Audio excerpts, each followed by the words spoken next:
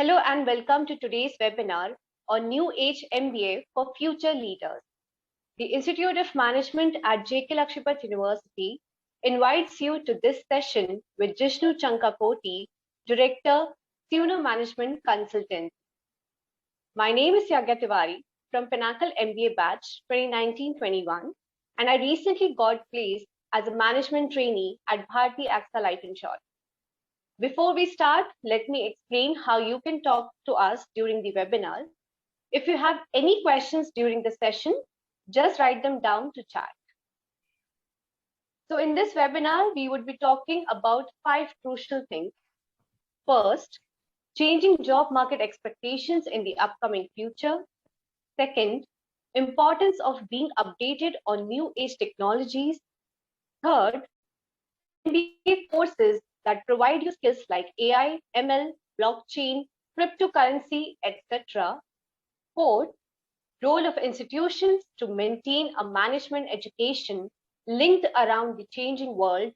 And last, the JKLU's own program, Pinnacle MBA, keeping an MBA curriculum relevant to the changing job market. For your notice, there's a Q&A session at the end to answer your queries. So our today's speaker is Mr. Jishnu, a director at Senior Management Consultancy. He has 23 years of industry experience and 4 years of academic experience. He has worked with big corporations like Johnson & Johnson and Samsung across multiple countries. He is a veteran marketer, and that clearly comes out in his classroom at IMT Ghaziabad, where he was a Professor of the Year 2020. He is also a visiting faculty at IIM Shillong, Vedika Scholars Program for Women in Delhi, J.K. Lakshipat University, Jaipur, and the Naropa Foundation, Ladakh. In addition to his teaching duties, he also does marketing consulting with a focus on startups and is a member of the consultants panel for Stanford University's SEED program. He's an ardent photographer with a passion for travel and people photography. I welcome Professor Jishnu to start the discussion by sharing his insights on the topic. Thank you, Yagya. Thank you for the introduction, and welcome everyone else. I can't see any of your faces, but I can see that there are about 30-something people online. So I hope this is a useful session for you. Like Yagya said, please type in any questions that you have in the chat box, and at the end of the time period, you'll have time to ask questions, and I strongly encourage you to ask questions.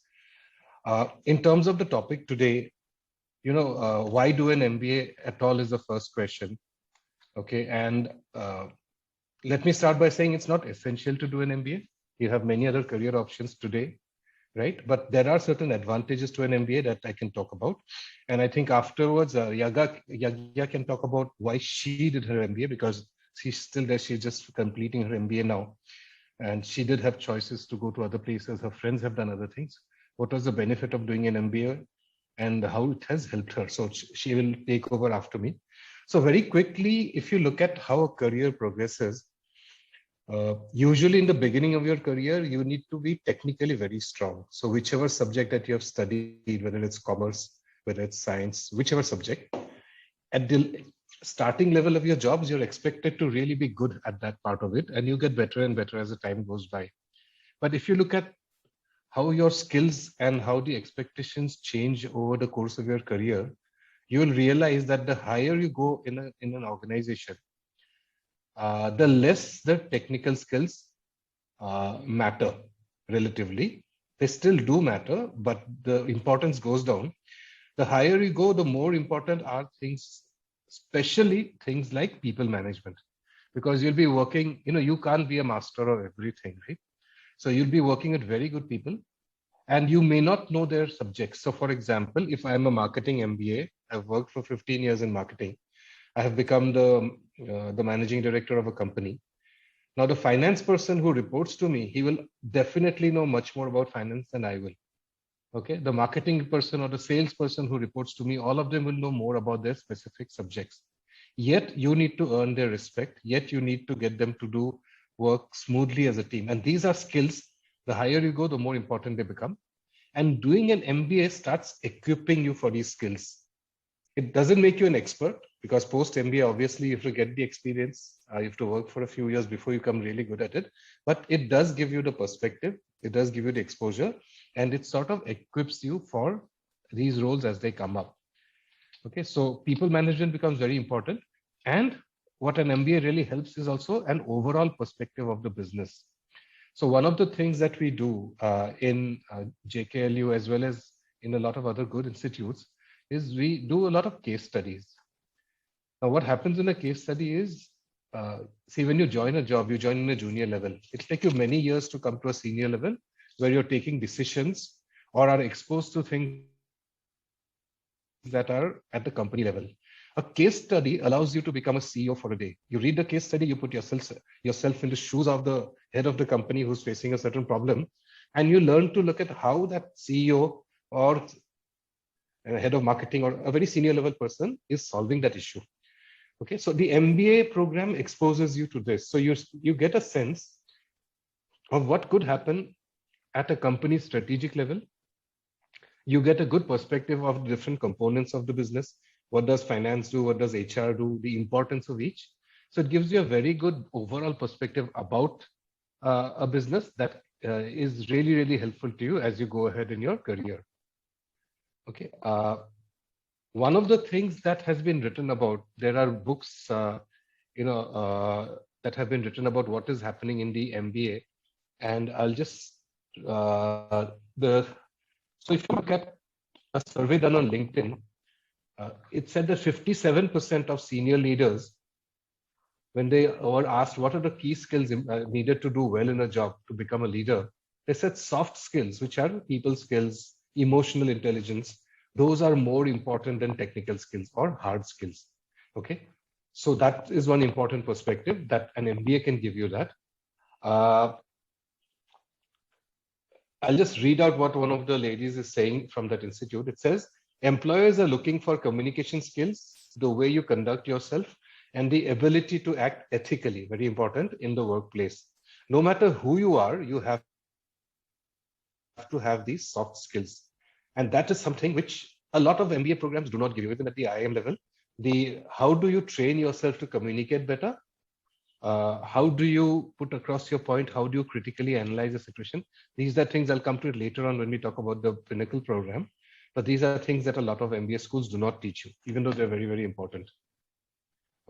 Okay. What else is there? Yeah, I think broadly, that is what I would say would be the need or the importance of an MBA. From a very practical angle, in India, given there are literally lakhs of graduates who are all fighting for a limited number of jobs, I think the MBA gives an advantage over simply doing a regular graduation. And MBA gives you a step ahead compared to your peers. So that would be one very practical reason to go for an MBA. And one good thing about India, unlike in the West, is in the West, the typical MBA student is someone who has graduated, worked for 5-6 years, and then they go on to do an MBA. In India, culturally, most of the students, take Yagya for example, are people who have just graduated and then they get into an MBA. So for people like you who are listening today, you're in the right age and the right time to try for an MBA. You don't need to get a lot of experience, which from my perspective is a good thing for you, especially considering that, with the COVID and everything, the economy is not in a very good position. Getting this extra qualification, I'm sure, is going to help you. So Yagya, maybe you can talk about, why MBA and what your other friends are doing and the pros and cons of, taking different lines. Yes, sir, sure. So like when I was in my bachelor's, even I was following the rat race. Like I have to do MBA because you are a management student and you have to crack certain competitive exams like CAT and MATSAT. So I was actually, I was not sure that should I go for MBA or should I try something else. But seeing the pros and seeing a lot of new MBAs emerging in the country, so I got to know that there is a new concept that is Pinnacle MBA. And I actually in an interview even asked like what's different, why it's called Pinnacle. So I actually got to know that they have new things, like they will work on your soft skill, as you just mentioned. They also teach you critical thinking. They have their own center where critical thinking and storytelling perspectives are being taught by the faculty. Also, the learning environment is not only textbook, it's about case studies. You would be working on real life case studies of the big companies. And also, you learn by experience, by observation, how different CEOs, how they struggled, how they actually use the management tactics in their own company. So these key learnings, when I actually saw in this program, so I was actually fascinated to try this new Pinnacle MBA. And I also was actually conscious that should I go for this MBA or not, because it's a huge thing. It's a big decision to make in life that, going for an MBA, it's not an easy thing. You have to experience all the other domains as well. You can't be specific that I only love marketing, so I will try marketing only. But MBA actually gives you a whole holistic perspective about different domains in an organization. And to become an CEO, if you really feel that you can one day become CEO, you have to look with every perspective in the department. You just can't focus on marketing. Everything is interlinked. So understanding those perspective, how you will link every department, how you will understand different people, different organizations. So for that, MBA is the best choice one can do. And if you have a businessman mind, then go for it, because MBA will actually give you a lot of exposure, and you can actually learn a lot of MBA skills by opting for internships, or you can even go for life projects. During COVID, we have seen a lot of companies were offering life projects, so you can even join that. So I guess MBA is a good option as a post graduation degree. Okay, So great. even sir, you yourself had done MBA 30 years back. So what, according to you, has changed in this degree? Yeah, okay. So, like she said, I'm very, very old. It was 30 years ago when I did my MBA. I think some fundamentals have not changed. If you look at the importance of getting strong technically in the area that you're working on, the importance of understanding a business from a holistic perspective, the importance of people handling, of learning your own strengths and weaknesses and as an individual. All of those, I think, are almost like universal requirements that have remained important even today. But I think what has changed dramatically has been the pace of change. During the time that we were studying, you could take your MBA knowledge for whatever you had learned, get into a job, learn a few things in the first few years, and that would make you sail through life. You really did not need to upgrade your skills regularly. But if you look at the world today, you yourself have seen how quickly it is changing. Every few years, the entire industry changes. I'm sure you guys only remember a time when it was almost impossible to do any streaming of video, right? Not too long ago. Today, the poorest of poor people are watching movies on their mobiles using, broadband or using 4G streaming. So that is one huge change that's happening, right? If you look at companies like Uber, Ola, Oyo, even Amazon. I mean, a lot of industries have come up only because the smartphone was invented. So 2007 is when Apple launched the iPhone. And there are so many industries that exist today that did not exist before the smartphones were invented. So from Airbnb to Uber to, look at a number of industries, which are all dependent on using the app, that app network on your phone and using broadband. So many industries have come up. And these changes are happening much, much more rapidly. Look at what has happened in the last 1 year during COVID. Okay, so many industries have, let's forget every other industry. Let's look at education. The way you learn has changed so dramatically in the last 1 year. You now, most of the time, I'm sure in your colleges, very few colleges have actually started classes, right? Does it mean you should lose 1 year? Does it mean you should not learn? Obviously not. So you see how colleges have adapted. You see how you yourself have adapted. You see how your teachers have adapted.